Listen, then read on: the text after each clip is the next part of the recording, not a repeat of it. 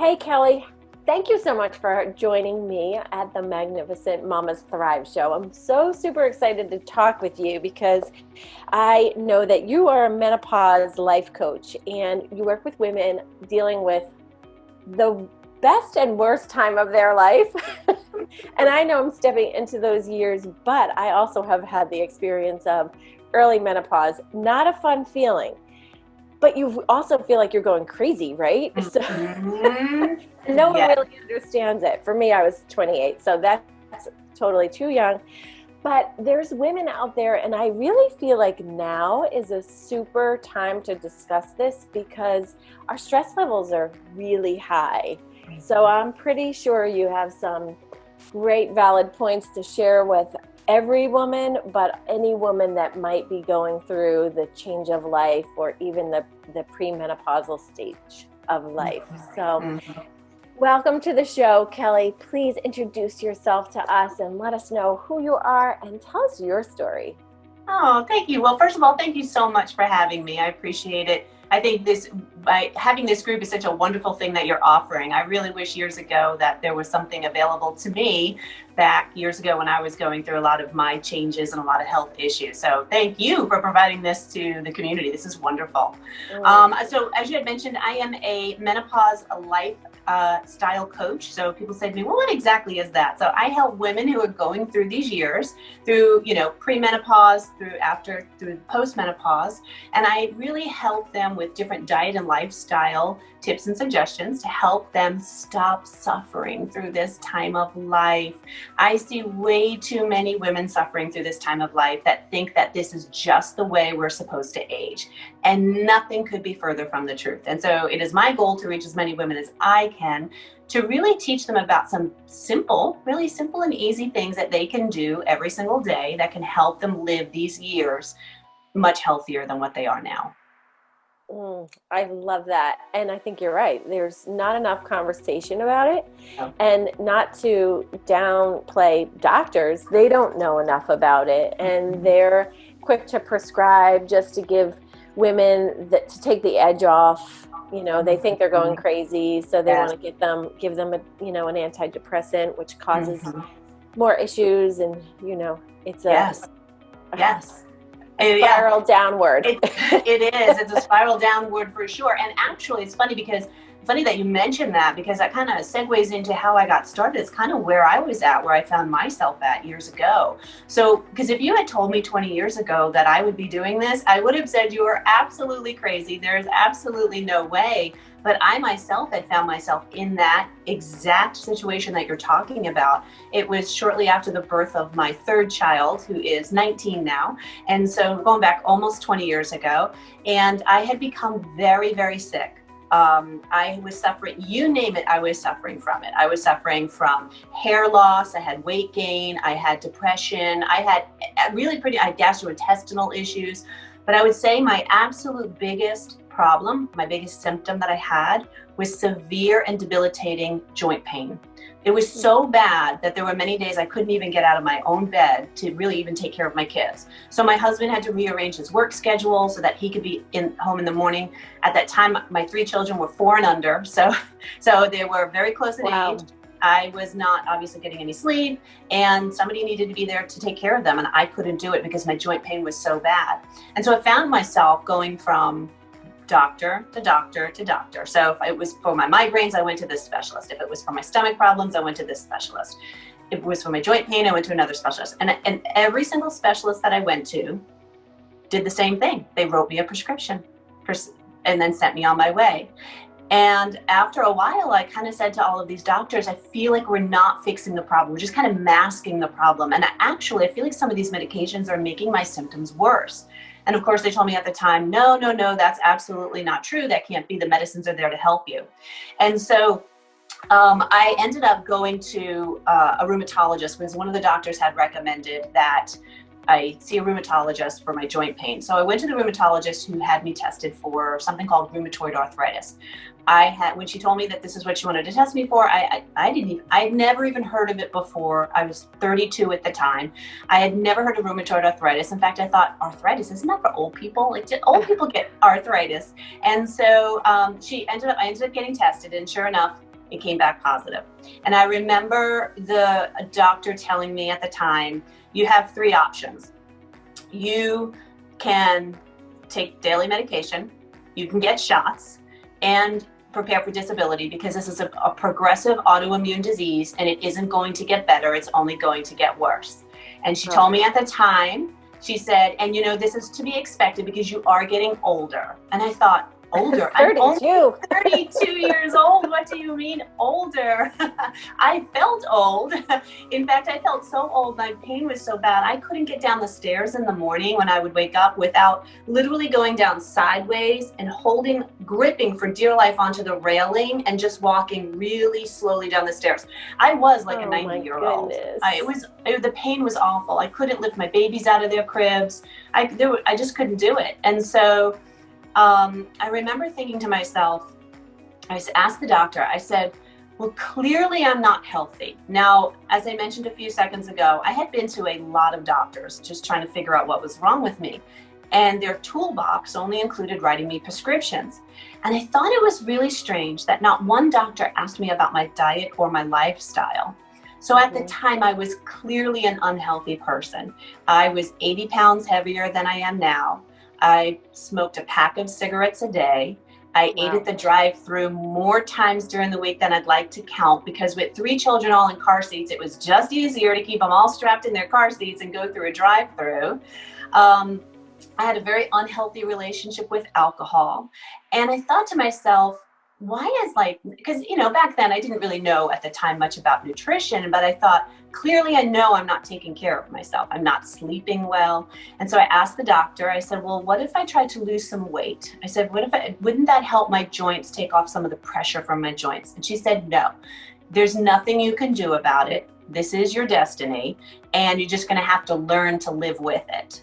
Wow. And I just had a really, really hard time accepting that I had zero control over it. And the turning point for me, shortly after I got my diagnosis, I remember, and this is one of those pivotal moments before you and I hit the record button. We talked about these pivotal moments in our lives when it's the worst and the best time in your life.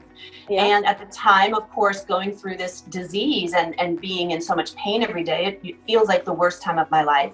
But I remember laying in my bed, and at the time, my 4-year-old, she is now a beautiful 23-year-old, but she was 4 at the time, with her little ringlets and her big brown eyes, and she came to the side of my bed and she said, Mommy, why can't you take care of us anymore? Oh. And it was just in that moment where I was determined. I was determined to figure this out, because that was not my destiny. No matter how much the doctor tried to tell me that this disease, this chronic disease that's only going to get worse, is my destiny, I was not willing to accept that after my daughter stood by my bedside and asked me why I couldn't take care of them anymore. So it was kind of in that moment where it was a pivotal moment for me. And so I was determined to figure this out. Now, again, this is almost 20 years ago. I didn't have Google. So for those that were around 20 years ago on the internet, we just didn't have Google at the time. What we did was very minimal. It wasn't what it is now. And so I remember dragging all 3 kids to the library, because that's where you learn things, at the library. Right. There's got to be something I can do just to take a little better care of myself. And I started to learn all I could. And then the next thing I did was think to myself, okay, no, I need to eat healthier. That's my first step. I don't know how to do that. Like, how do I eat healthier? All right, where do healthy people shop? So I actually went to my local grocery store and natural food store. So it's a local health food store. And I just remember like literally taking a shopping cart and just like following people around. Talk about stalking. But I was like trying to figure out, okay, what are they putting in their shopping cart? You know, I just didn't have any idea.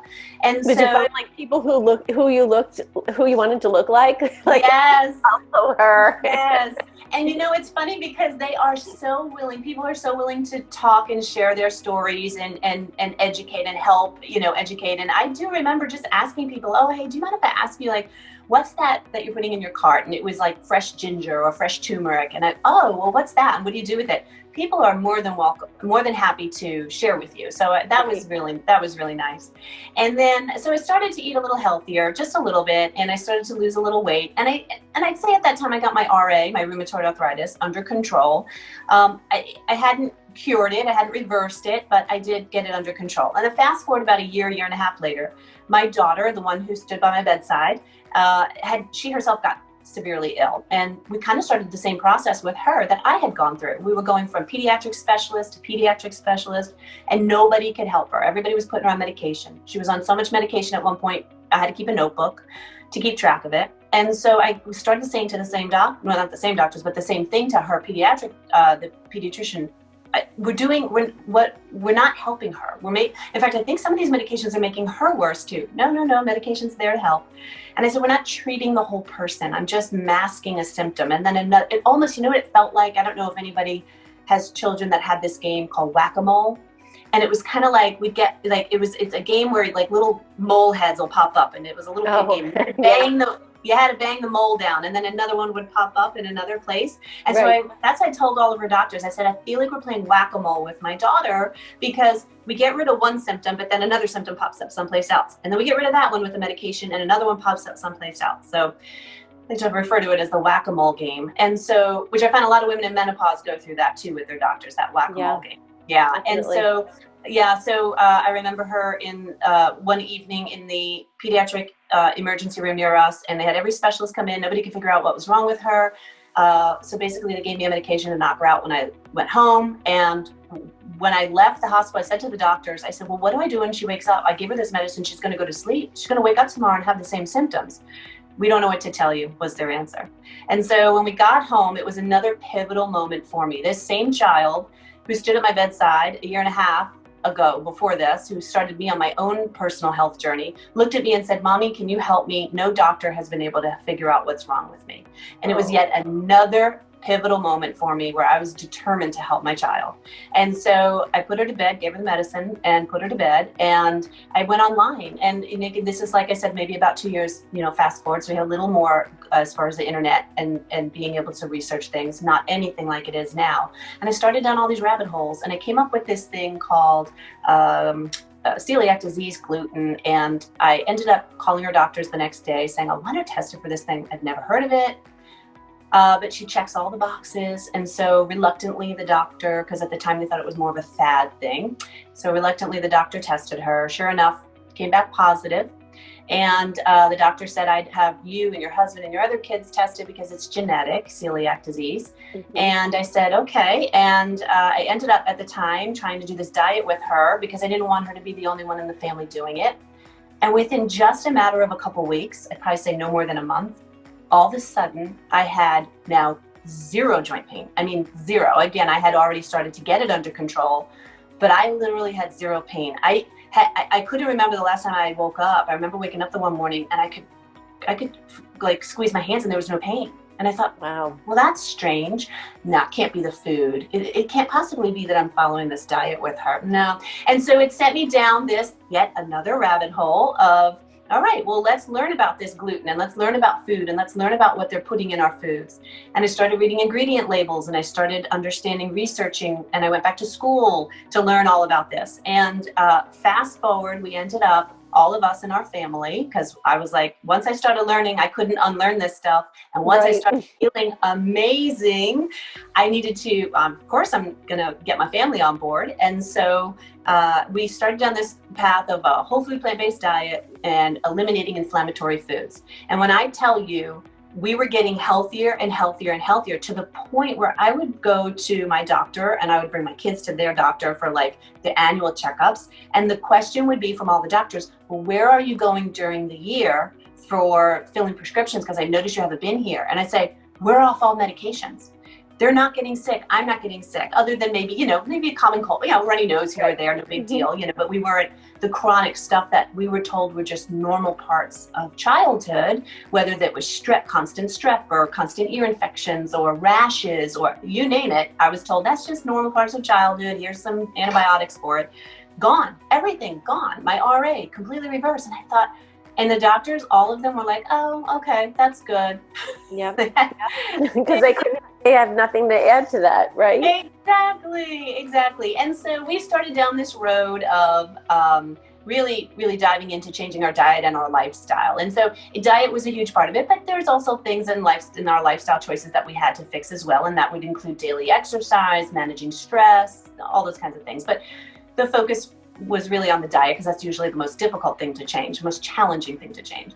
And so we started getting so healthy that I started having people ask me, what are you doing? How are you doing that? And so that kind of snowballed into me starting my business. And because again, once you start to feel amazing, you want to shout it from the rooftops. You want to tell everybody. And I was watching so many of my friends and family members suffering with aches, pains, weight gain, migraines, autoimmune diseases rampant. I mean, all my friends were developing autoimmune diseases. And so that is how I started my business, so that I could educate other women on how to make diet and lifestyle changes. And then that, of course, was in my 30s. And as I entered my 40s, I really started to see a lot of friends and family and a lot of my clients with a lot of menopause issues. But once they started implementing the things I was teaching, they were now getting rid of the things that were making these years miserable, whether that's the weight gain or the bloating or the brain fog or the hot flashes, right? And so again, that's kind of how I kind of narrowed down how I really just want to help women in this phase of life, because it pains me to see so many women suffering through this and not being given the information. Yeah. No, I get it. And I see it. It's funny. I used to belong to a company that had a progesterone cream as one of our products. And I started this business, oh my goodness, I think I was only maybe 24, 25, around there. So of course menopause was not on my radar, but it was this big page in the catalog, and we were there to sell skincare, not progesterone cream for menopause or premenopause. Right. But all the symptoms, women would like stop the presentation on skincare, and they'd be like, oh my goodness, I have this. So we would end up having a full conversation about hormones when I was trying to sell skincare and anti-aging. It just made me realize, even back then at 25, 26, how important and how much of a pandemic or epidemic is this whole menopause thing. Yeah. And I even remember I had a client, I ran my massage therapy practice, who was a runner. She was a marathon runner. And she would say to me, Elizabeth, my knees are in so much pain. And I'm so sleepy that I would ask my son to just wake me up at a red light when it turned green. Oh. And I was like, really? So because I didn't truly understand how this takes over a woman's body. So the short of the long is, once she started getting her wellness right and added even the progesterone cream, how much it helped her, that she was able to then run the marathon that she had been training for. So it's just amazing. But I think you have lots of some nuggets for us to share, just what a woman can do to tweak her wellness. Yes. And it doesn't mean like a complete overhaul. I mean, she may get to that place, but there's some really daily, beautiful and beneficial things that I know you're going to share with us. So tell us what you have. Okay, I will. So one of the things when I work with women, one of the first things I hear is, I don't have time. I don't have time to take care of myself. And that's simply not true. We prioritize the things that are important to us. I didn't have time for RA, but I had to make the time. When that disease hit me, I had to make the time for that. And that time mostly was spent going from doctor to doctor to doctor, and also laying in my bed because I literally couldn't do anything. So one thing I like to tell women, because I think that oftentimes we get overwhelmed. So we, some people will hear my story and they understand that I was bedridden with pain. And now I run marathons, I rock climb, I do long distance bike riding, and they forget that they're, from bedridden to doing all of these amazing things. That I'll be 52 this month, actually. So today's at the time of this recording, right? It's early October. And so I will be 52 this month. And when I tell you, I am the healthiest I have ever been in my entire life. I almost literally feel like I have found the fountain of youth. And, minus the wrinkles, those are still there. It's all good, right? Yeah, and that's okay. I've earned them. I'm totally cool with that. But the energy that I have, and I don't, I'm not taking any medication, and I have the stamina to do all this. I have a quality of life. Forget the weight loss. To me, at almost 52 years old, it's quality of life that I want. But oftentimes women hear my start, where I started and where I am now, and they forget that there's all these little steps in between to get to there, right? We all have to start somewhere. And the most important thing that people can do, that women can do, is to really just be making small, simple changes, but the secret is in the consistency. So you have to be able to stick with these things and make them daily habits. So I didn't go from bedridden to running marathons overnight. I mean, that's just impossible. But oftentimes we forget that. We only see the start and the end, and we don't realize there's all these little steps in the middle. So what I like to talk to my community about is just those small, simple, easy steps that they can take every single day. So after they hear these steps, a lot of times women will say, well, that's it. But guaranteed, if you start to implement these simple steps, and I'm only going to give 3 today, there are others that you can do, but we got to just focus on a few at the beginning, right? Mm-hmm. And a couple of studies, if you don't mind, I'm going to throw a couple of studies out, because it really just drives home that these small changes that we can make every day add up to big results. So, and when I'm quoting studies, I like to read, because I want to make sure I'm never misquoting. So the first study I like to let people know about is the Global Burden of Disease study back in 2012, okay? It was the most comprehensive analysis of causes of death done to date. It included 500 researchers, 300 institutions in 50 different countries. So lots of people in this study. What they're really trying to figure out is, in these different countries, what's the biggest killer in all of these different countries? The study found that in the United States, our biggest killer is our diet. Not surprising to a lot of people, right? We know that our diet here the standard American diet is not a good diet. But they go on even further to say that our number one dietary risk was that we do not eat enough fruits and vegetables, specifically fiber. Okay, fiber is only found in plant foods, things like fruits, vegetables, nuts, seeds, beans, those kinds of things, okay? Mm-hmm. So they're saying that's the number one reason why our diet is our biggest killer, is we're not getting enough fiber. They're quoted as saying, if Americans ate just one more serving, and in the study, one serving equaled 1 cup of fruits and vegetables per day, this would save more than 30,000 lives and $5 billion in medical costs per year. Wow. Yeah. Amazing. I mean, and so I want to give you a visual, okay? Because a lot of people will say, oh, 1 cup, how am I going to do that? So this is just a visual of what 1 cup of dried beans looks like. Again, it could be, the study said fiber, so that could come from any type of plant food. Again, that could be fruits, vegetables, nuts, seeds, beans, but that's not really a whole lot, right?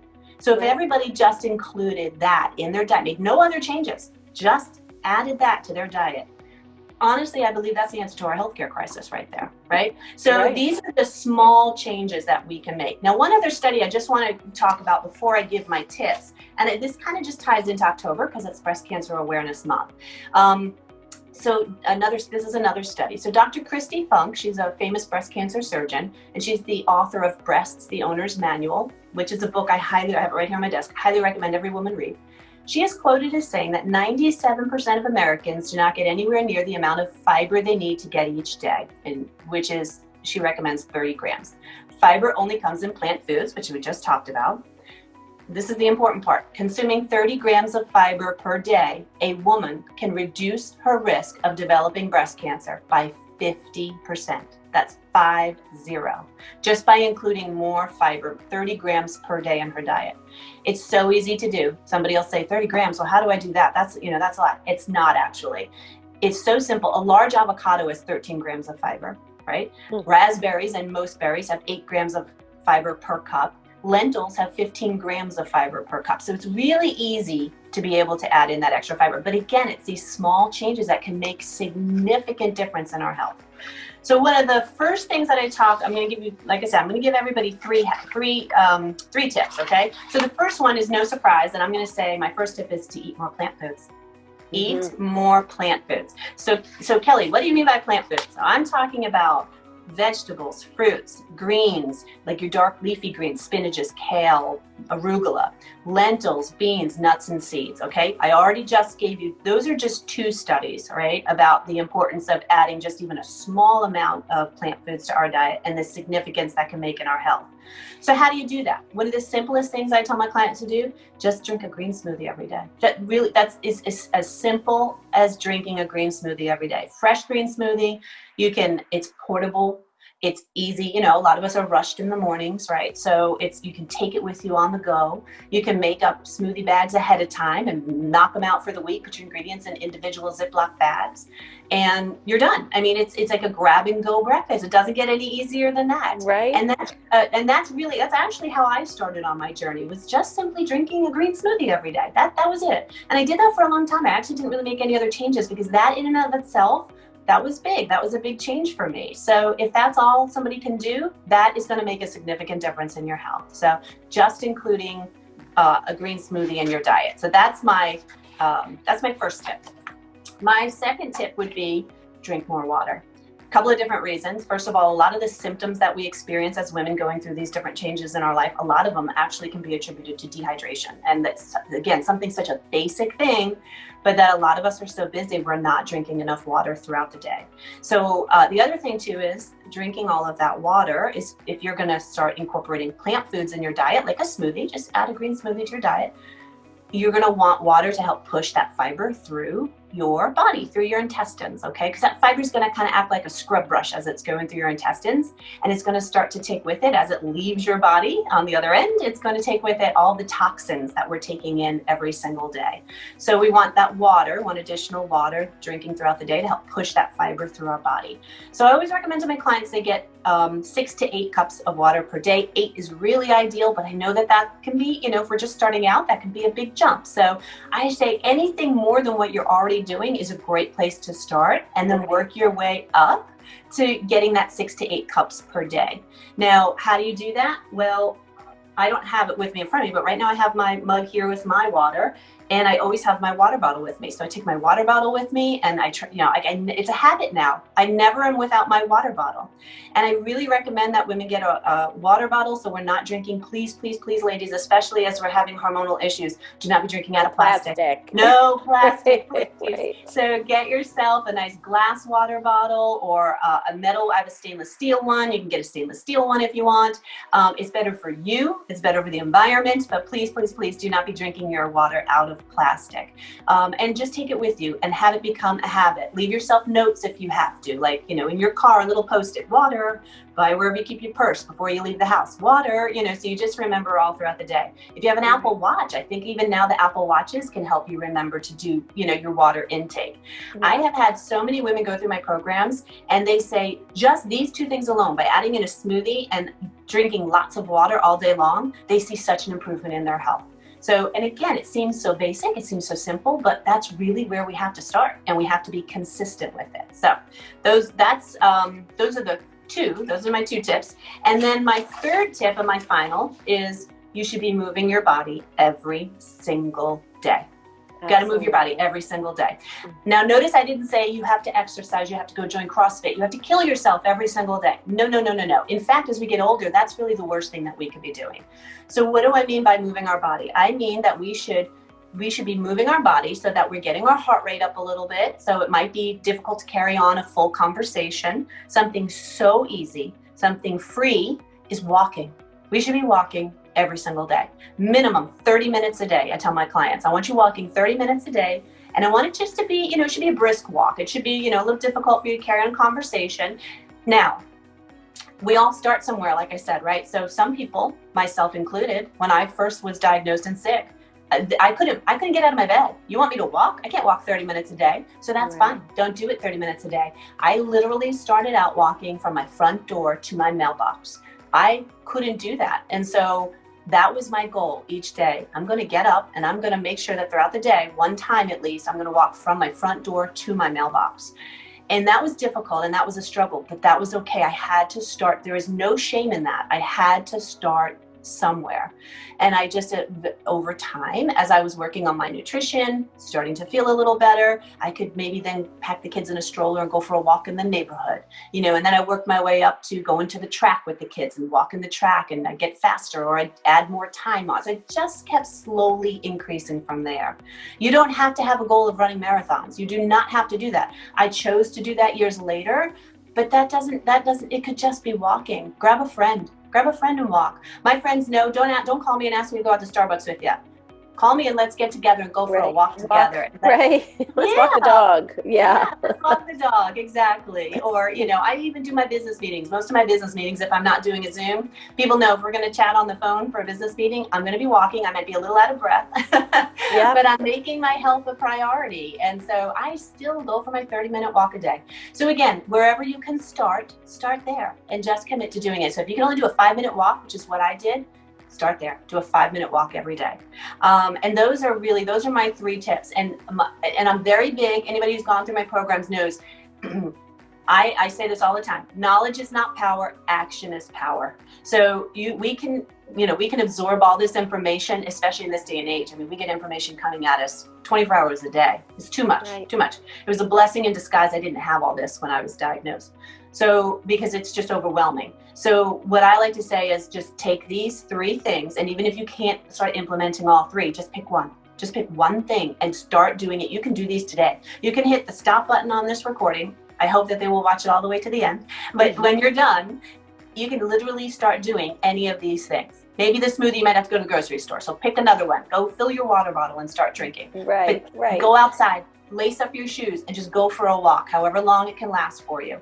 And that's it. And just start doing that every single day. Yeah, I love it. It's so interesting because yesterday I did my soul healing circle last night, and the movement, the one I teach some energetic movements, and all of the ladies were so wowed just by how their body felt after what I taught them was the cross crawl, and just and it's kind of like a marching. All it is marching and touching the opposite hand to knee. But 12 reps of that was it. And then we just did some fluffing of the auras.